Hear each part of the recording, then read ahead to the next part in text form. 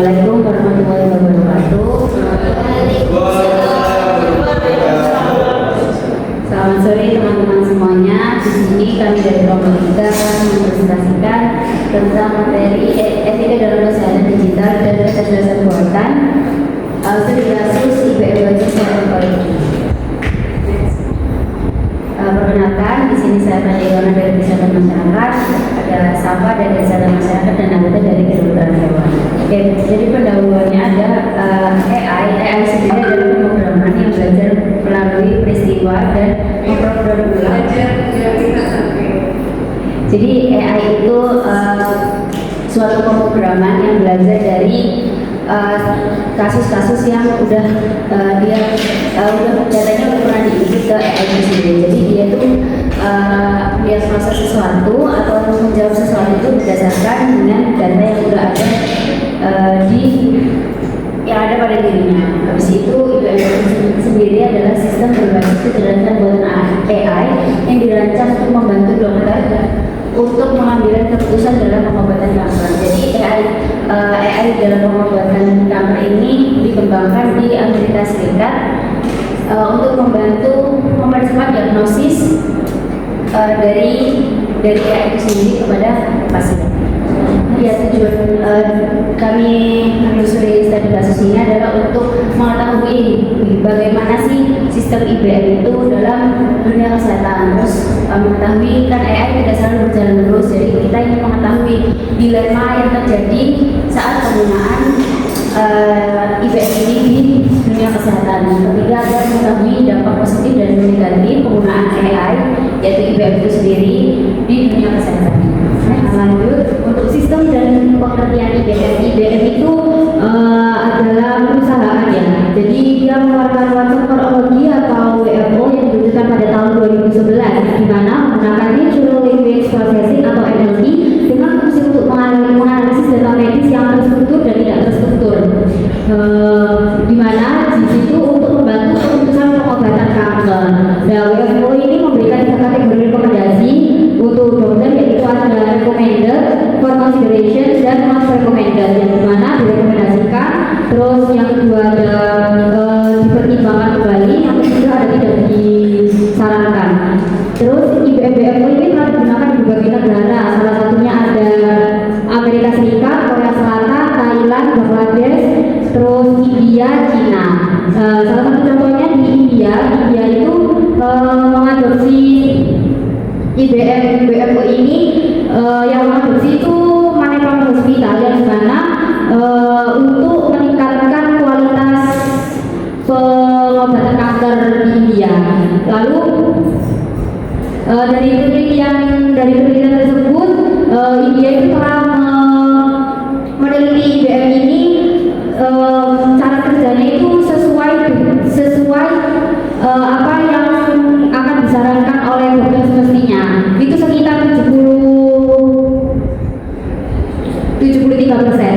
Lalu lanjutan dan kelemahan yang dimiliki dari IBM ini, yang pertama sulit menafsirkan konteks klinis seperti dokter manusia. Jadi IBM ini sistem ya. Jadi sistem itu tidak memiliki empati atau tidak mengerti keadaan pasiennya sendiri. Jadi ketika ada contoh konkret, ketika ada contoh konkret itu ada pasien yang mengidap gagal ginjal lalu memiliki kelemahan ekonomi, maka ketika dihadapkan dengan sistem, maka sistem akan memberikan rekomendasi sesuai dengan jurnal-jurnal internasional saja. Namun ketika dihadapkan dengan dokter, pasien tersebut dihadapkan dengan dokter, maka dokter akan berpikir ketika mengambil rekomendasi dari sistem tersebut, maka itu tidak relevan. Karena kenapa? Karena dari sistem tersebut itu tidak mengetahui bahwa si pasien ini memiliki keterbatasan ekonomi. Jadi biasanya sistem itu memberikan obat yang terbaik, namun biasanya kan itu mahal. Jadi untuk dokter sendiri itu berpikir itu tidak relevan. Jadi IBM ini tidak bisa sulit menafsirkan konteks klinis seperti itu. Lalu yang kedua, kesulitan langkah dasar untuk mempelajari beragam kanker kanker, yang dimana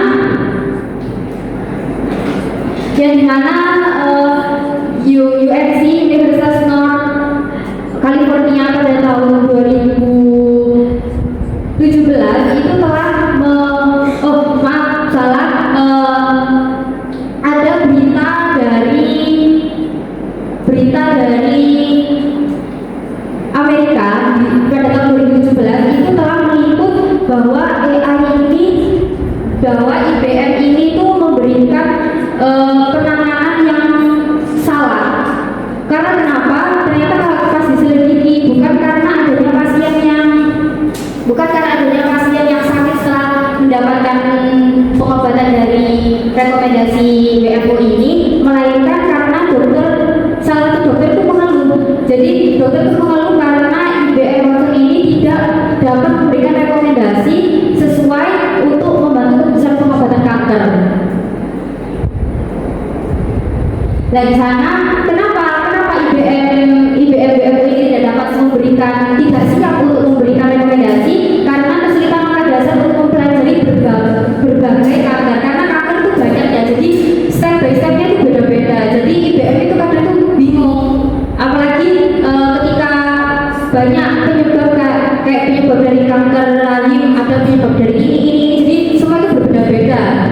Terus lanjut ada pentingnya menunjuk otonomi, beneficence, malfeasance, dan justice, yang dimana prinsip otonomi itu sangat penting dan ini prinsip ini dapat memberikan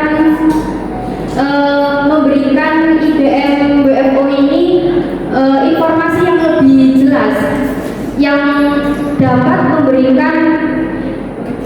membantu WFO ini memberikan rekomendasi yang lebih akurat. Lalu IBM WFO juga harus memiliki prinsip beneficence, yang dimana itu bermanfaat. Jadi IBM WFO ini memiliki manfaat untuk memberikan rekomendasi lebih cepat. Jadi lebih cepat memberikan diagnosis. Namun untuk non-malfeasance itu tidak memberikan kerusakan atau rusak. Jadi ketika IBM ini belum menerapkan prinsip non-malfeasance, karena sejauh ini yang kita tahu itu WFO telah memberikan diagnosis yang salah. Untuk justice sendiri maksudnya itu keadilan, di mana penggunaan WFO ini harus adil dan rata agar tidak ada ketimpangan akses. Lalu ada resiko yang terjadi adanya ketimpangan akses lagi karena tidak adanya prinsip justice. Karena yang mendapatkan akses WFO ini hanya rumah sakit besar saja, jadi adanya ketimpangan akses tadi karena biaya yang tinggi. Lalu yang terakhir diingatkan kembali bahwa WFO ini hanyalah sistem. Jadi sistem sebagai alat membantu dokter untuk mengambil keputusan pengobatan kanker. Jadi bukan untuk mengganti dokter itu sendiri. Untuk dilema penggunaan IBM pada dunia kesehatan, yang pertama masalah utamanya adalah siapa yang bertanggung jawab saat AI salah. Nah, di sini kita klik lagi bahwa AI itu hanya sistem. Jadi tidak bisa menyalahkan sistem. Ketika ada hukum untuk menyalahkan sistem atau manusia, jelas hukum bisa menyalahkan manusia saja, tidak bisa menyalahkan sistem. Jadi siapa yang bertanggung jawab saat AI salah? Di situ ada 3 komponen yang terlibat dalam penggunaan WFO ini. Adanya dokter, rumah sakit, dengan pengembangan WFO sendiri. Untuk pengembangan WFO memiliki tanggung jawab, memang pasti memiliki tanggung jawab karena dia yang menciptakan.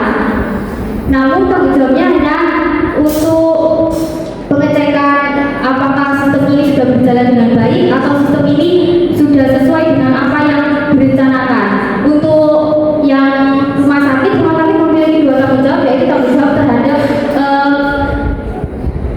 pengkoordinasian bahwa sistem ini apakah sudah memang sesuai dengan apa yang dikembangkan itu. Lalu dengan tanggung jawab bahwa dokter yang diterima itu harus benar-benar paham bahwa AI itu sebagai temannya atau sebagai anak buahnya, bukan untuk mengganti dirinya. Lalu untuk tanggung jawab yang paling penting hanyalah kepada dokter. Karena kenapa? Karena dokter adalah keputusan terakhir. Jadi ketika ada sesuatu yang salah terhadap PI tersebut, maka yang paling bersalah adalah dokter, karena dokter untuk mengambil keputusan yang terakhir. Lalu ada banyak dokter yang percaya dengan referensi Watson, yang dimana dokter yang percaya dengan Watson dengan selebihnya atau dengan gamblang lalu percaya gitu aja, itu menyebabkan terlena. Karena kenapa? Ketika banyak kebenaran lalu dokter tidak mengkoreksi, terlalu percaya sekali ketika ada pasien, lalu beliau akan langsung begitu saja, tidak memproses lagi apakah itu ada kesalahan atau tidak. Yang terakhir ini ada studi UNC, jadi Universitas North California pada tahun 2016 itu pernah menguji coba WFO ini dengan menghadapkan 1000 kasus kanker. Lalu WFO ini dapat mengatasinya dan benar sekitar 90%. Dan ada 30% itu yang telah dilewatkan oleh dokter yang ahli. Jadi pada di California itu semua itu percaya dengan WFO tadi, karena adanya 90% kasus yang benar itu sesuai dengan dokter ahli. Yang kedua ada masalah etika dan hukum, yang dimana WFO ini adalah black box problem, yang dimana keputusan AI tidak transparan. Jadi black box problem itu ketika dokter ketika WFO itu memberikan rekomendasi A dan B, lebih merekomendasikan A daripada B. Lalu ketika dokter menanyakan ini kenapa, itu tidak bisa, itu sangat sedikit sekali untuk dijawab oleh WFO karena adanya keterbatasan tadi. Nah itu membuat dokter bingung apakah yang ini benar, karena dokter tidak bisa membaca logika dari sistem. Lalu adanya bias data. Bias data ini basis data dominan Amerika Serikat. Jadi pengembangan WFO ini kan dari Amerika ya. Jadi untuk pengajaran dari sistem ini tuh semua dari penyakit-penyakit yang ada di Amerika. Jadi ketika dihadapkan di negara lain itu tidak cocok.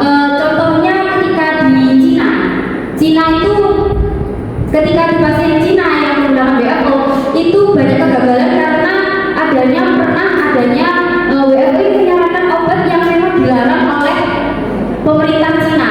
Jadi banyak yang gagal sekali di Cina gitu loh. Terus yang terakhir itu adanya kesenjangan akses, yang dimana tadi tidak menerapkan sistem justice. Jadi hanya rumah sakit besar saja yang dapat menampungnya. Kemudian ada dampak positif dari penggunaan IBMI. Sebelumnya ini saya dapat dari penelitian Cina, karena untuk mencari jurnal tentang IBM ini lumayan sulit dan belum ada yang kayaknya jarang ada yang jurnal berbahasa Indonesia, jadi adanya berbahasa Inggris semua. Terus dampak positif utamanya itu ada meningkatkan efisiensi dan mengurangi beban kerja. Yang ini tuh artinya adanya IBM ini membantu mengurangi waktu diagnosa dan perawatan pada pasien. Terus kemudian ada mengurangi beban kerja. Jadi WFO ini dapat membantu untuk mengurangi beban kerja dokter, karena dengan adanya IBM ini sudah bisa mendiagnosis dan juga menyarankan obat yang dibutuhkan untuk pasien itu sendiri. Jadi mempersingkat waktu dan membantu dokter itu. Kemudian ada mencegah kesalahan perhitungan. Kadang kan kalau manusia kan ada human error. Nah kalau di sistem ini biasanya itu lebih canggih gitu kan perhitungannya. Walaupun tetap ada AI error atau mesin error atau begitu tetap ada, cuman lebih minim daripada human error. Karena kalau human error itu lebih banyak terjadi karena kita manusianya sudah lelah atau capek. Kalau AI kan nggak ada capek sekali karena error datanya error juga. Terus meningkatkan kualitas komunikasi dan kepercayaan dokter pasien. Nah yang ini tuh kita juga sebenarnya kalau kita masih dilema ini tuh dampak positif atau negatif karena ini jurnal dari Cina ini tuh tentang orang-orang Cina yang lebih percaya sama AI daripada sama dokter karena beberapa tahun kebelakang itu di Cina sendiri lebih percaya sama ini AI daripada dokter karena mereka lebih menganggap dokter itu kayak udah tidak dapat dipercaya lagi. Jadi dengan adanya AI ini mereka lebih percaya karena bukan cuma kata dokter kata teknologi gitu kan. Di Cina juga biasanya orang-orang lebih percaya sama teknologi kan daripada manusia itu sendiri.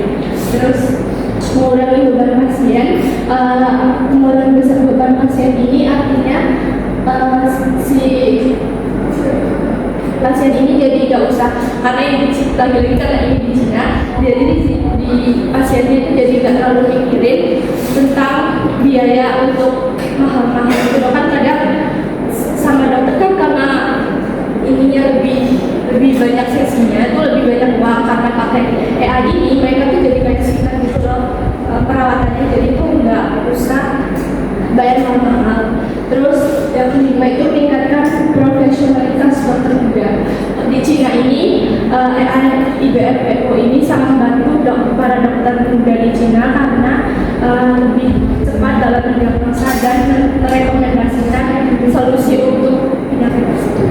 Kemudian ada dampak negatif penggunaan IBM. Yang pertama yaitu skema pengobatan yang berbeda kayak seperti yang diucapkan Safa tadi kan base datanya itu dari Amerika Serikat, jadi untuk di beberapa negara itu tidak dapat memberikan rekomendasi atau bahkan tidak dapat menyelesaikan penyakit tersebut karena emang basis datanya itu beda. Di Cina sendiri beberapa kasus kanker itu tidak dapat tidak dapat diselesaikan melalui AI ini karena emang base-nya berbeda dan rekomendasi obatnya itu kebanyakan itu yang dilarang di pemerintah Cina. Kemudian ada pilihan obat berbeda. Jadi biasanya tuh kalau dokter umum, dokter manusia itu kan analisisnya panjang mendalam tentang penyakit orang ini. Kalau ini kan kalau AI kan nggak semendalam itu, terutama base datanya tuh nggak selalu diupdate gitu. Update-nya kan berkala, nggak ada kasus-kasusnya itu enggak. Jadi pemberi pilihan obatnya dari sistem sama dokter manusia itu berbeda, jadi bikin bingung dokternya itu sendiri. Kemudian ada komplikasi. Nah dari ini tuh karena fokusnya ke kanker, ada orang yang punya komplikasi penyakit. Jadi tuh penyaranan obatnya sama perawatannya itu si IBFPO ini cuma bisa menyarankan untuk penyakit kankernya, sedangkan kalau cuma menggunakan perawatan yang kanker ini itu bisa menyerang organ lain atau bisa memperparah penyakit komplikasinya itu. Jadi malah tambah memperparah penyakit yang ada di pasien. Kemudian ada diseleksi data penelitian karena data yang tidak diupdate secara sering atau berkala, jadi itu biasanya si BFO ini menggunakan satu data yang dipakai terus-menerus, jadi agak kurang relevan dan tidak cocok dengan pasien tersebut. Kemudian ada jumlah sampel dan penelitian yang tidak sepenuhnya dilakukan. Jadi biasanya itu input datanya itu tidak lengkap atau terpotong, jadi sistemnya itu tidak membaca dengan lengkap tentang data tersebut, jadi berujung pada diagnosa yang kurang atau malah salah. Kemudian ada tidak menyebutkan data yang relevan karena kekurangan yang tadi itu, jadi datanya tidak relevan, maka ya seperti itu ya, intinya tuh atas yang jumlah sampel dan penelitian ini sama tidak menyebutkan data yang ini menyambung karena potong datanya. Kemudian ada kurangnya literatur dan bias literatur. Kurangnya literatur ini karena AI nggak bisa belajar atau baca kasus ya, jadi dia tuh sistemnya nggak bisa merekomendasikan untuk kasus-kasus terbaru. Kesimpulannya yaitu sistem IBM for Oncology sendiri adalah memiliki potensi besar sebenarnya untuk dunia kesehatan dalam membantu praktik dunia kesehatan, tapi sistem BMS itu sendiri punya dampak negatif positif dan kebanyakan itu lebih ke negatifnya karena di jurnal yang membaca ini lebih banyak kegagalan daripada keberhasilan dari penggunaan BPO ini. Kemudian kalau DA ini hanya sebatas alat bantu, bukan pengganti dokter. Jadi